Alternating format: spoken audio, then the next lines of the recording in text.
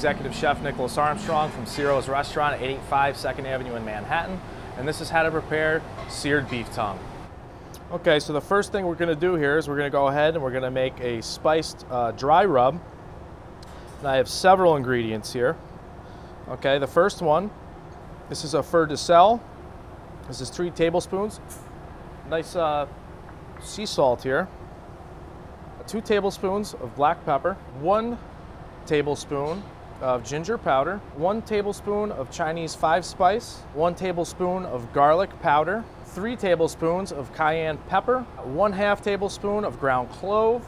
I have 4 tablespoons of sweet smoked paprika, 2 tablespoons of cinnamon, 3 tablespoons of chili powder. Just gonna go ahead and give that a couple tosses, get it nice and incorporated. So now that we got our spice rub out of the way, we're gonna go ahead and look at our protein of the day here, which is of course beef tongue. Now, not a lot of people usually deal with beef tongue, mostly because I think they're intimidated by it, but the flavor is reminiscent of pastrami or corned beef or something of that nature. So, I mean, it's absolutely delicious. Give it a try.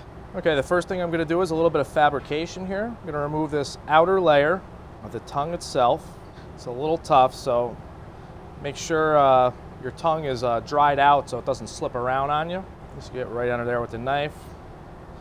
Start pulling off. The first thing we're going to want to do with the beef tongue is we're going to want to remove this outer layer here, the tongue itself, the taste buds, things of that nature. And now that I have my cleaned up beef tongue, I'm going to go ahead and just make some nice slices with it. We're going to go ahead and skewer this out. We'll rub it in our mix, and we'll be searing them off. Now there's 2 ways to really cook beef tongue. Either for about an hour or so in a pressure cooker, or just flash searing it and then eating it with a little bit of color on the inside. Both are good methods. Grab ourselves a nice sizzle platter, a little bit of oil in there, nice and oiled up. This is going to help the spices stick to it when we go to grill it off. I'm going to go ahead, just dip my tongue in and get a generous amount on there. All right, so now we got a nice hot grill plate. I'm going to come over, just lay the skewers down, give them a nice flash sear on the grill. We'll let that cook off for a couple minutes or so. We'll rotate them. Go ahead, give them a turn. Some nice grill marks on there. Now, if you don't have a grill plate at home or if you're uncomfortable using them, this works pretty well. Just pan searing it, getting a nice sear on both sides and popping it in the oven for a minute or 2. So now that our beef tongues have been seared, I'm gonna go ahead and start plating our dish. I went ahead and took the liberty. I made a red beet risotto to really give it a nice pop. Just kind of spread that along here. Spread out nice and evenly. I'm gonna go ahead, place my cylinders down. These are just some yellow beets that I've cooked off. These are kind of gonna be pillars for our skewers to stand on. Give it a little bit of height. I've just got myself some baby radish and just stick right into the risotto around the plate.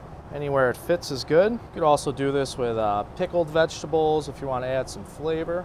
And a little bit of shaved carrot, tricolored baby carrots, a little touch of microgreens. Just kind of let them fall on the plate like they accidentally arrived there. It's a little touch of salt for the finishing product, and it's ready to be consumed. This has been Executive Chef Nicholas Armstrong from Siro's restaurant at 885 2nd Avenue in Manhattan, and this is how to prepare seared beef tongue. Keep in mind, folks, cooking is all about the flavor.